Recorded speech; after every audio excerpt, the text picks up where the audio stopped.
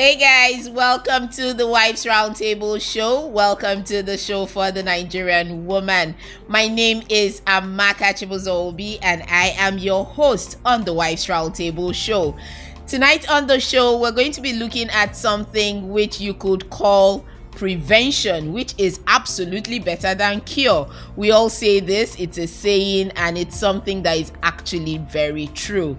Today we hear about so many marriages that hit the rocks very quickly. So many people are going through turbulence in their marriages, and for so many of these people, some of these things were things that were already issues even before they got into marriage. So tonight on the show, we're going to be discussing things to look out for before you say yes. This is so that a lot of people can avoid the mistakes that so many other people have made that has landed them into trouble in marriage. Like I said, prevention is absolutely better than cure.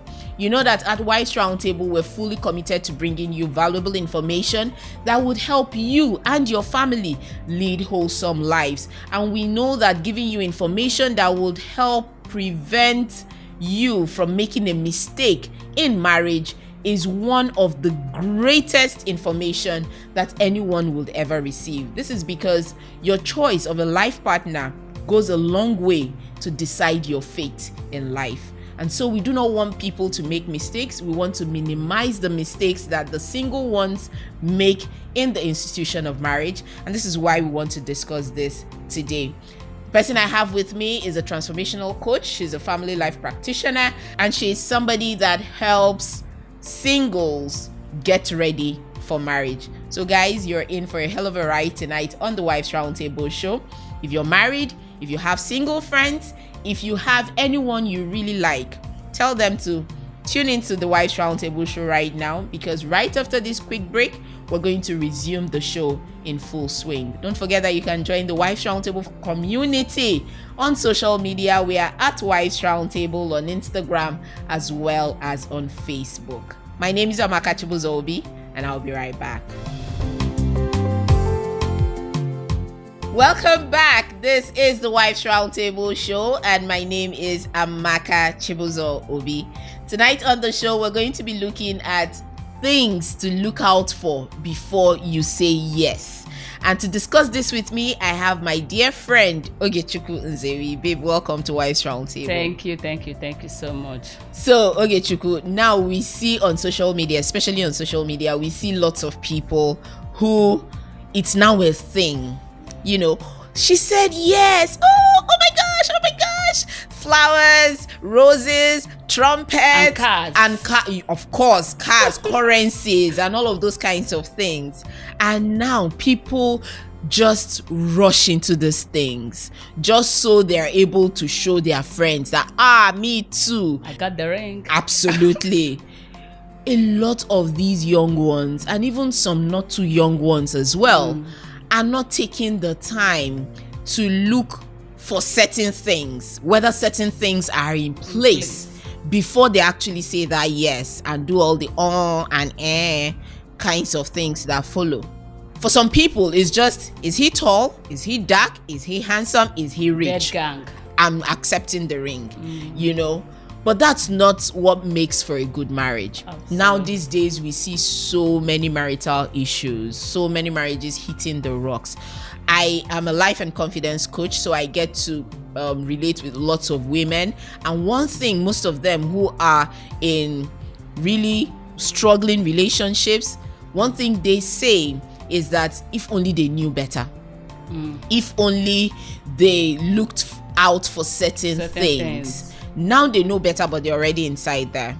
So this is what I'm trying for us to avoid in the lives of those that are still coming behind. Let them know better so that they can do better. And that's why we're having this conversation this evening. So please, Ogechukwu, help us. You're singles counselor. You counsel single people on what to look out for before they get into marriage. So what are some of the things in your experience? What are some of the things they're supposed to look out for before they even accept that ring? Okay, our society has made it in such a way that we celebrate weddings and we don't prepare for the marriage proper.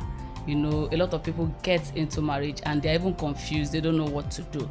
So you're in a relationship, you want to get married. The first thing for me is, who are you? Where am I heading to? Where am I going to? Now, when you say who are you, people make a joke of these things all the time on social media. They'll say, motivational speakers always say, who are you? Who are you? Who am I before, But it's actually a thing. It's something you're supposed to do. Your identity. Your identity, that this is who Ogechukwu is. This is where I'm going to. I'm going to America. So I need somebody that will come on board that will be going the same route as where I'm going to. So you first of all have to find you. If you don't find you, you won't know. That means you're just there. Anybody comes along, let's just be going. Yeah. You have to first of all find you. Go back and find out, who am I? Ask deep questions of who am I? Why am I here? What are the things that I want? What are those things that are important to me? What is my purpose? What do I want to achieve in this marriage? A lot of singles see marriage as an escape route. Yes. Yeah, you understand. Yeah. I want to get married. I want to get out of my father's house. My Let me just enter a man's house. My mates are married. Yeah. The society is also putting pressures on them to get married. So they just, let me just shakukuma get married. Everybody is getting married and they want to leave the house without knowing where they are going to. That's the first mistake that singles make. They don't know where they are going to. If you know where you're going to, you will know that you're not fit for everybody. You will know that you are not fit for certain kinds of people. So finding you is important. Knowing who you are, your temperament, or your likes, your dislikes, your passion, your purpose, your career, everything about you, discovering. So when you find purpose, it's like a compass that gives you direction. That this is where I'm going to. It's a roadmap to your life. So if you don't find you, that means you're in to accept anybody that comes along. As long as Isha is going to give ring, you will just follow the person. So now you've talked about finding yourself, finding your identity, having an idea where you want to go, and that way you now know who is a worthy co-pilot in your your journey. Yes. So that you're not just taking anybody and then when you get in there, the person is saying, I'm going this way. You say, no, I thought we were going this way. There are even some, I could call them basic things that a lot of people don't even talk about, down to the number of children that you actually dreamt to have. It's one of those things I'm going to talk about, because I don't understand how people get married and on the first day they are fighting. How many children we want to have? The husband say he wants 6, the other one say it's only 2. How did you get there? What were people talking about? When we say relation, a lot of people in courtship, it's not about taking shawarma, taking selfies. It's not about going out to have fun, eat and drink. There are deeper things you need to discuss. So I see people who come and on the first day, they are fighting. I want 6 children because I'm the only son. The other one say it's only 2 I can do. And I'm wondering, what were you people talking about? If you cannot talk about the simplest of how many children can we cater for, because we will still come to the place where we talk about the finance. So it's not just about I want to have children. Let's be fruitful and multiply. Just be having children and be going. It's not about that, being fruitful and multiplying. How many can you cater for? So those are the things that you discuss. How many children do we want? Is it 1? I know somebody that said he agreed with the wife that he wanted 1. So even when external sources were coming to say, oh, you need to have more, you need to do this, how can somebody have just 1 child? They stood their ground because they knew it's a decision they've taken before marriage, that this is what we can afford, this is what we want to give this child the best. So they stand by that. So the number of children too, these are things that people should discuss, not in marriage, in relationship. When you're in courtship. When singles begin to understand that it's your life you want to give somebody to hold. Yes. It's your life. That's another way to look at it. Yes. Now, okay, I want to say something before you continue. For some people, I've seen somebody. I actually had another program where I was talking on, and I said, at what point do you ask your partner where what the direction you both are going is? Like at what point during dating do you ask for direction? Where is this relationship going? And people were like, oh no, if you ask, you're too forward. You're not supposed to ask as a woman. So now I'm thinking to myself, if you're not able to ask what direction this relationship is going. Is it things like how many children are we going to the have that person you will stay now in that ask? relationship for 10 years, do anniversary for relationship without doing anniversary for marriage. That's where it's going to end. That's the thing. Now, a lot of people feel like these conversations you're asking them to have are conversations that are too deep for relationship. Like, we're just dating. Now, why are you talking about marriage? Why are you making this thing deeper than it is? You know, people have that mentality. Yeah. Like, why am I discussing children with this guy? Why am I discussing finances with this guy? We're not married yet. Because they believe that such deep conversations can only be had in marriage. So they say yes, they enter into it, and katakata will burst. You know, because they believe that those kinds of discussions are too weighty for relationships. So what do you say? What do you say to that? So, you know, until we begin to have those difficult, even in marriage, until we begin to have those so-called difficult conversations, we will always be at, you know, at a place whereby we not agree or we don't understand each other. You understand? But sometimes, you know, because of the type of society we find ourselves, you understand, there are certain topics that you cannot discuss. You understand? It's a taboo. You can't say those things. So because of conditioning, programming, and all that, so we have been raised that don't discuss these things. But they are there. There are issues that are eating. That would eventually come up. Okay, let's take for instance, okay, we say sex. Nobody wants to talk about sex in relationship. Yeah. We just want to get married. You know, you go to church, normal church setting for counseling. Nobody talks about sex. But these are issues we need to talk about. Yeah. What's your sexual history? And your sexual fantasies as well. So these are things we want to talk about. You understand? So when we shy away from these topics, you know, at the end of the day, it's going to meet us in marriage. Yes. And when it meets that person in marriage, by then it has expanded.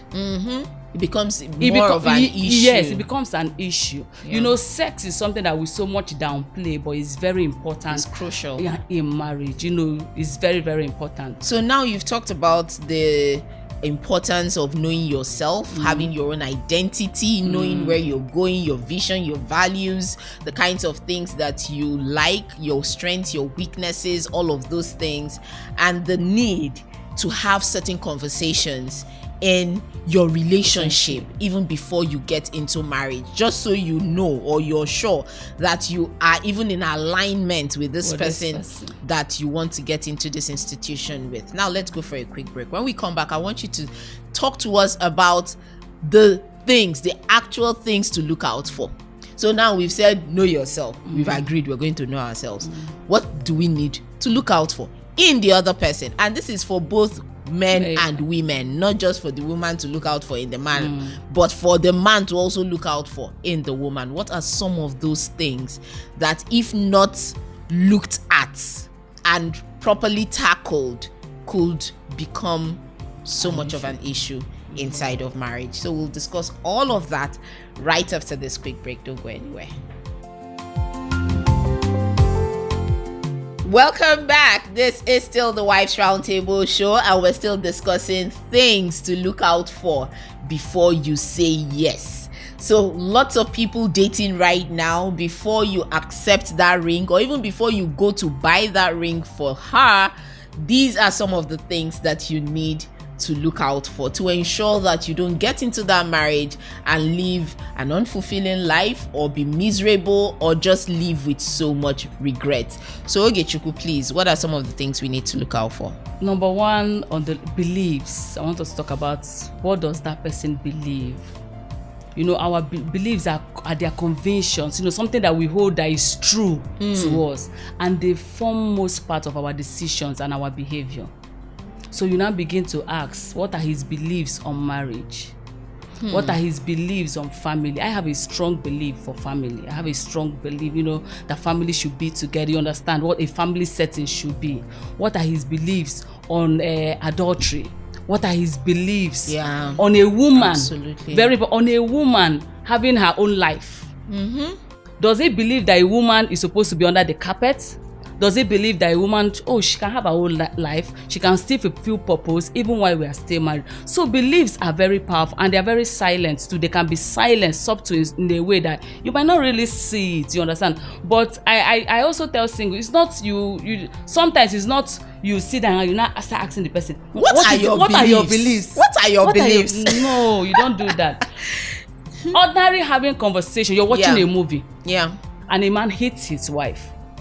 What's his response to that particular scene. Absolutely. So does it say good for her? Yes. Beat her. Women need to be beaten. You need to correct them. Sometimes you need to beat them small. Pam. So that their brain will reset. Yeah, so that women, they're like babies. Immediately you will know what his beliefs are. That's it. Absolutely. So in discussing with the person, having conversations with the person sitting with his friends, you begin to pick those things. It's not interview that you sit down, you understand. There are times where you sit down to have those ones. Yeah. But these are things that while you are discussing, just what are his beliefs, you understand? They are very strong. And if you don't know what that person, do you believe the same thing? Same thing. Do we believe that, okay, no matter what, that, we can stay together, that, cheating is bad, adultery, a man should not hit a woman, vice versa, a woman should not hit a man. So your belief system absolutely forms your behaviors and your actions, because you act based on what you believe in and you speak based on what. So knowing that person's belief will help you to know that, it's like I'm in the wrong place. Yeah. Maybe I need to take a walk. Then you now look at his temperament. Can I take this person's temperament? Is this person, does he have anger issues? People have issues and they've not accepted that they have issues. Absolutely. So you now begin to look at the temperament. How does he treat me? Does he love me? How does he respond to certain situations? Issues? Yes. You see him, he's having problem with the bike man. How does he treat the bike man? Does he treat him like, you understand? You begin, these are things you study. Even you as a person, how does he treat you? Does he honor you? Does he disgrace you in the midst of his friends? Does he treat you like trash? These are things you begin to, and you cannot notice all these things, just like I said in the beginning, if you don't know who you are, if you have not found you. It will not be an issue for you if somebody doesn't treat you well, because you've not come to that place of understanding that you're a treasure. Absolutely. That deserves to be treated well. So you now begin to look at the person's temperament. How does this person treat me? Okay. Is it the type that you're having a misunderstanding and he hits you, slap you one, and you turn the other cheek? Slap you the other one. Yeah, or he hits you. Yeah. And you know that you have actually told yourself that you would not allow anybody hit you, but he hits you and then he begs you, he buys you something, and you just, he's going to change. I think that's another thing we need to look out for. Some of those behavior that you do not like, you do not want to condone, yet you condone because of a phantom promise that it is going to change. Later. When I get married, it's a very wrong concept. It's a very wrong idea. Absolutely. Nobody has the power to change anybody. We will allow the Holy Spirit do his work. Yeah. Change comes when you accept that, I have an issue and I need to change. There has to be an acceptance that there's an issue. You cannot change somebody who does not even know that he has a problem or she has a problem. Absolutely. So what will you be telling the person when the person is saying that I don't have any issue, you're the one that has the issue? Absolutely. So it is when you accept, if you accept that you have a problem, that is when you will now be able to work towards, okay, how can I overcome this challenge? I have temper issues, you understand? How would I be able to, I love this girl so much, so I need to work on my temper. That's what love is all about. Marriage is all about, you shift ground, we compromise, you understand? I love this girl so much, I love this man so much, I don't want to lose him. How will I be able to work on my temperament, on my anger issues, so that I will be able to do what? To be that person that she wants. That this person wants. Yeah, absolutely. And another thing I want us to touch on is family. We cannot take away the importance of family in marriage. And I'm not talking about the new family that is about to be formed. The family of birth is coming from. The family of birth or of adoption or whatever, the family that person you're trying to get married to is coming from.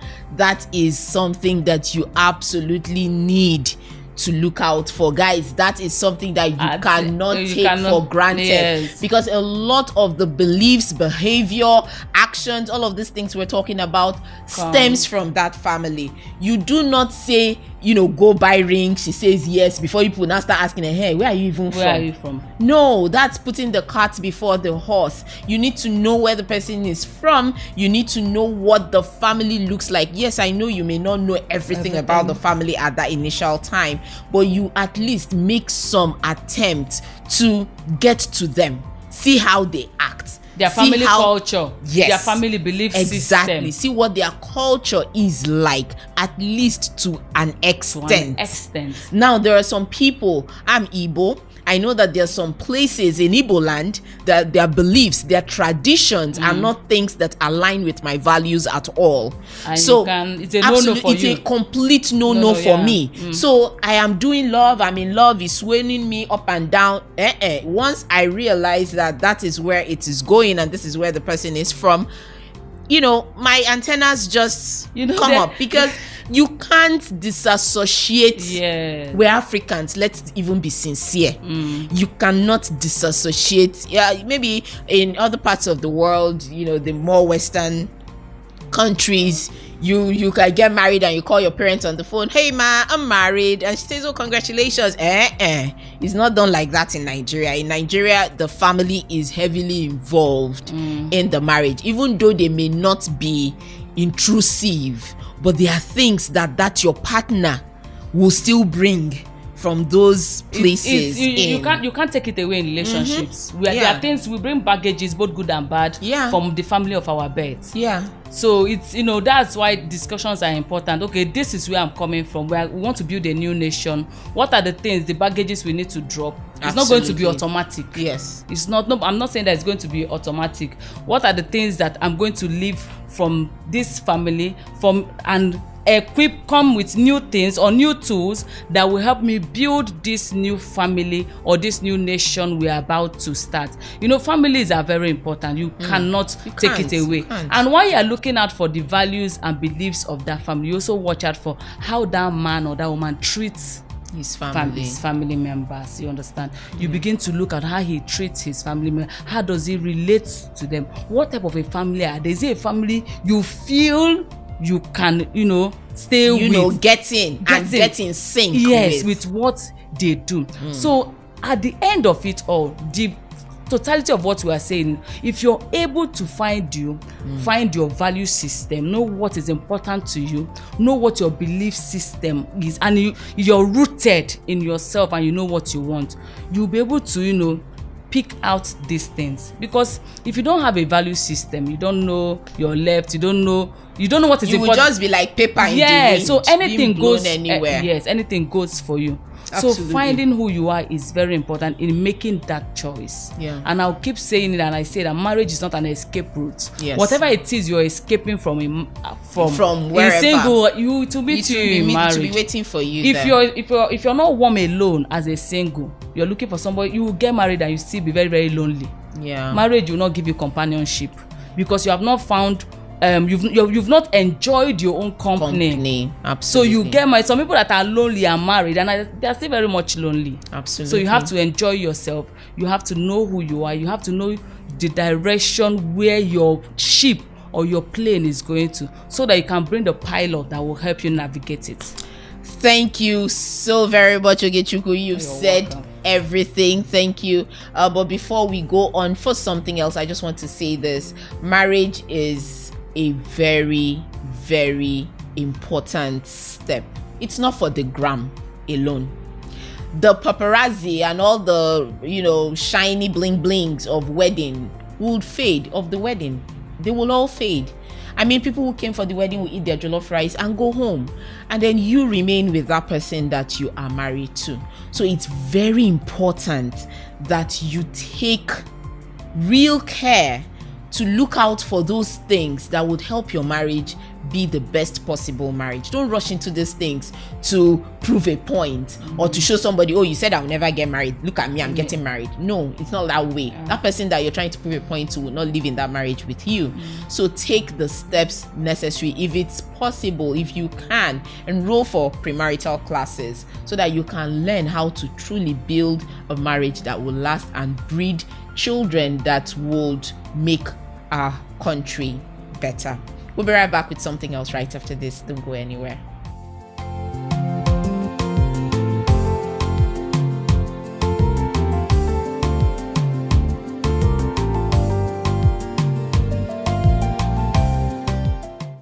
Welcome back. We're now on to the something else segment of the Wives Roundtable show. This is our fun segment where we put our guests on the hot seat.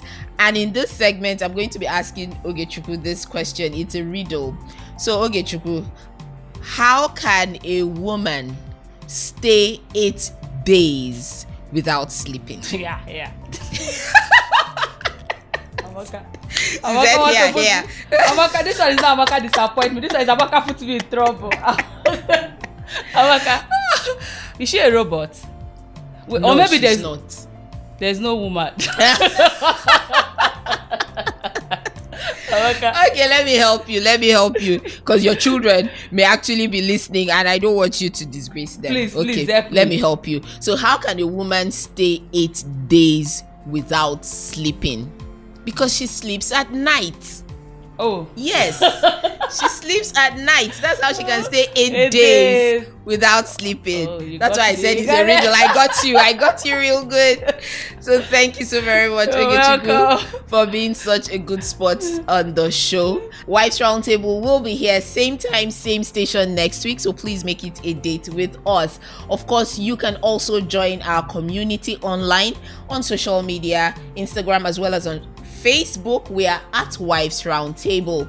My name is Amaka Chibuzo-Obi, and you can also connect with me on Instagram as well as on Facebook at Amaka Chibuzo-Obi.